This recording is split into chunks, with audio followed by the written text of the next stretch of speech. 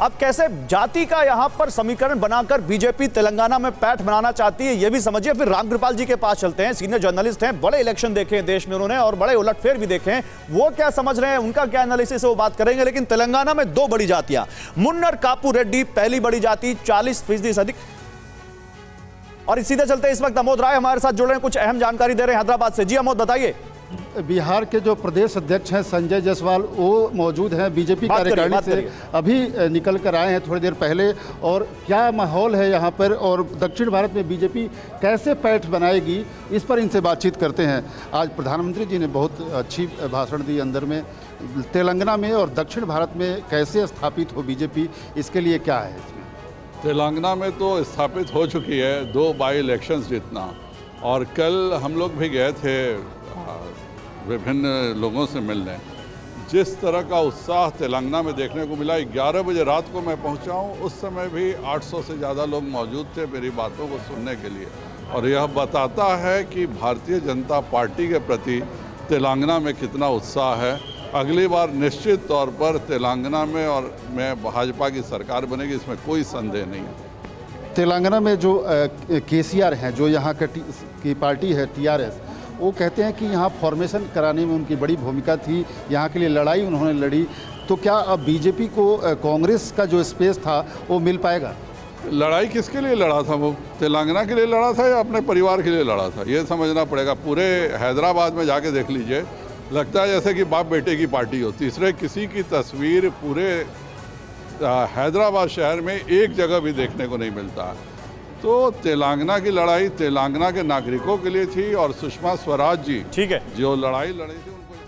अमोद जी बात करेंगे इस पर, आप बात करिए, आगे आपसे भी बात करेंगे। लेकिन देखिए, क्योंकि जातीय समीकरण समझाना जरूरी है, जो बीजेपी के लिए एक बहुत अहम यहां पर जरिया साबित हो सकता है उनके मिशन दक्षिण में। ये समझाते हैं अपने दर्शकों को। देखिए, मुन्नर कापू रेड्डी पहली बड़ी जाति 40% से अधिक है और दूसरी बड़ी जाति वोट बैंक। ये देखिए, ये कितना अहम है, जिसके लिए बीजेपी यहां पर पूरी प्लानिंग के साथ काम कर रही है। आप बंडी संजय को देखिए, बंडी संजय, ये हैं बंडी संजय, जो कि मुन्नर कापू वोट बैंक को साधने के लिए प्रदेश अध्यक्ष बनाए गए और इसका बड़ा मैसेज भी दिया गया है और इसको लगातार कह भी रही है बीजेपी अपने मैसेजेस में। जी किशन रेड्डी वोट बैंक के लिए मंत्रिमंडल में जगह दी गई है और जी किशन रेड्डी तेलंगाना के बीजेपी के पोस्टर बॉय कहे जा सकते हैं। के लक्ष्मण ओबीसी वोट बैंक साधने के लिए यूपी कोटे से राज्यसभा में भेजा गया है इनको, और यह भी बहुत अहम दांव माना जा रहा है बीजेपी का। जल्दी से आपको इस बारे में और जानकारी देते हैं, किस तरह से बीजेपी सुपर एक्टिव हुई है मिशन तेलंगाना पर। हैदराबाद में राष्ट्रीय कार्यकारिणी की मीटिंग हुई है, उसे समझिए। 119 विधानसभा क्षेत्रों में नेताओं को जमीन पर उतार दिया गया है। 119 विधानसभा इलाकों में प्रकाश जावड़ेकर, राजवर्धन राठौर जैसे बड़े नेताओं को अहम जिम्मेदारी दी गई है ताकि वो जमीन पर बीजेपी को मजबूत करें। रामकृपाल जी, सर मैं अब आपके पास आना चाहूंगा। आपने तमाम नेताओं को सुन लिया, आपने तमाम एनालिस्ट को सुन लिया। मेरा सवाल आपसे सीधे ये है, क्या ये माने कि ये बीजेपी के पास गोल्डन चांस है कर्नाटक के बाद तेलंगाना जैसे राज्य में अपने आप की विस्तार करने की? और क्या ये बिल्कुल वैसा ही सिनेरियो नहीं दिख रहा जैसा हमने बंगाल में देखा था?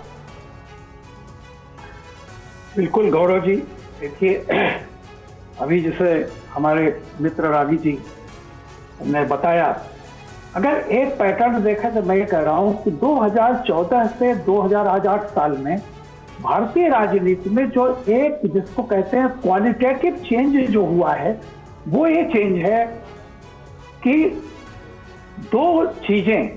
एक राष्ट्रवाद, आप इसको कह लीजिए, जब भी राष्ट्रवाद आप कहेंगे इस बड़े देश में, तो उसमें हिंदुत्व ये कहीं ना कहीं से उसमें वो इनहेरेंट है, वो है उद्देश्य। लेकिन राष्ट्रवाद और दूसरा जो कभी इंदिरा गांधी ने सॉफ्ट सोशलिज्म के लिए नारा दिया था, गरीबी हटाओ, ये वो तमाम 3 तरह के बैंकों का राष्ट्रीयकरण और फ्री पर्स की समाप्ति, मोदी जी ने वो समाजवाद को प्रैक्टिकली अंत्योदय, चाहे आप कहिए दीनदयाल उपाध्याय की, यानी राष्ट्रवाद और आम आदमी के कल्याणकारी योजनाएं, ये 2 चीजों ने पारंपरिक रूप से क्षेत्रीयता हो, जातिवाद हो, इन सबको मैं नहीं कहना खत्म कर दिया है, लेकिन इन सब पर वो भारी पड़ रही है। जैसे कि ज्वार आता है समुद्र में तो इकट्ठे उसका पानी धीरे धीरे ज्वार बढ़ता है। नहीं, लेकिन जिस तरह से रामकृपाल सर, एक सवाल मैं जोड़ दूं इसमें।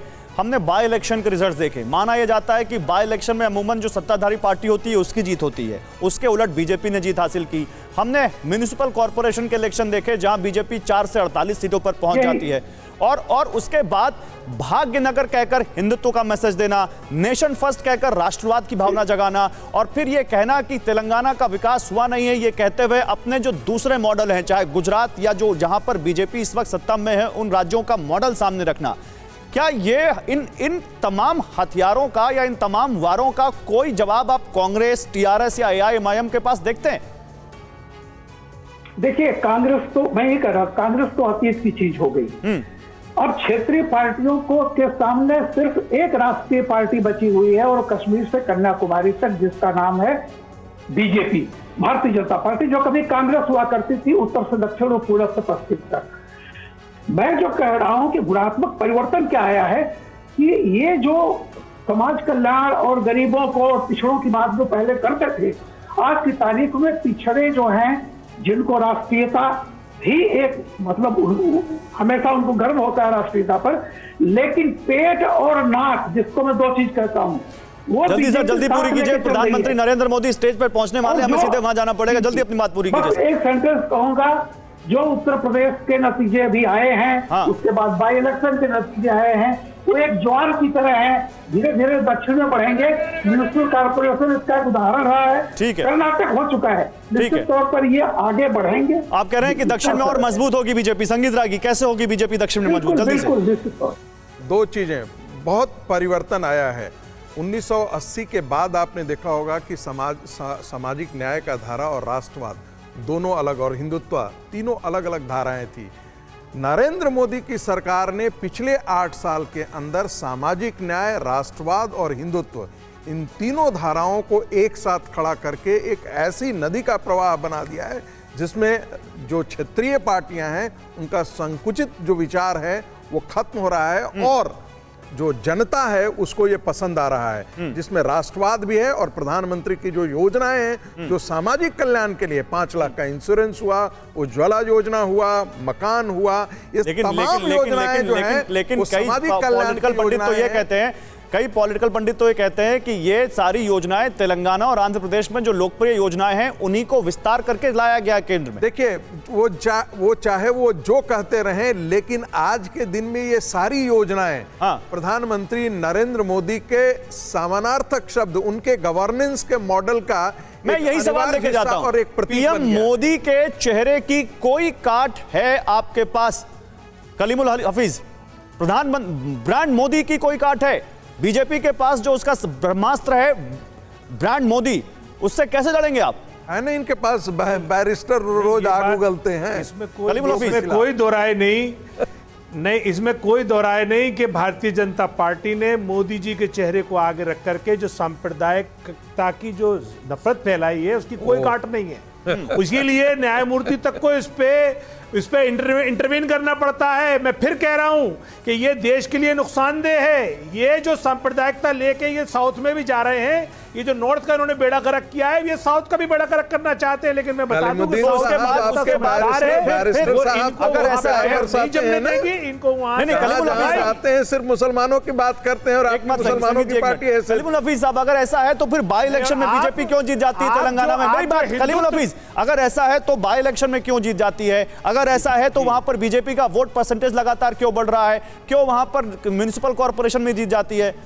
क्या मतलब आप ये कह रहे हैं कि तेलंगाना के लोग भी सांप्रदायिक हो गए? नहीं, वो इसलिए जीत जाती है। मैं आ रहा हूं वो इसलिए जीत जाती है क्योंकि कांग्रेस का जो कांग्रेस की लीडरशिप खत्म हुई है, उसने जो वैक्यूम क्रिएट किया, उस वैक्यूम को ये बीजेपी फिल कर रही है, इसलिए आपको इतनी नजर आ रही है। बट इसकी ये ऑप्टिमम लिमिट है, कह नहीं पा रहे हैं गौरव जी, कह नहीं रहे हैं। इनका डर सता रहा है कि आने वाले चुनाव में, चूंकि बैरिस्टर मोदी मुसलमानों को वोट को मैं जब आपको सांप्रदायिक कह सकता हूं, काउंटर पोलराइजेशन में हिंदू जो है वो भारतीय जो पार्टी भारतीय जनता पार्टी है, सबका साथ और सबका विकास की बात कर रही है, वो सांप्रदायिक, और जो पार्टी अपने नाम में मुसलमानों की बात करती है वो सांप्रदायिक नहीं है, वो सांप्रदायिकता नहीं करती है। जिसका नाम ही मुस्लिम हो वो सांप्रदायिक नहीं है। अच्छा बताइए, अच्छा 80-20 का नारा किस मुख्यमंत्री ने दिया? शमशान घाट और कब्रिस्तान की बात किसने कही? वो तो ये अरे किस सर, वो तो प्रधानमंत्री ने आपके कही कि पार्टी कपड़े के देख के नेता ने पहचान कहा लो? था। ये कौन वो कहता आपकी है? पार्टी के नेता ने अरे, कहा था कि हम ये 100 ये करोड़ सांप्रदायिकता की बात तो संवैधानिक पदों पे बैठे हुए लोग कह बात रहे हैं। होगी, बात होगी तो आपकी समय पार्टी समय के कम पड़ नेता जाएगा, ने कहा लेकिन था ये 100 बात करोड़ नहीं होगी। भारी पड़ेंगे। जी, ओके। किसने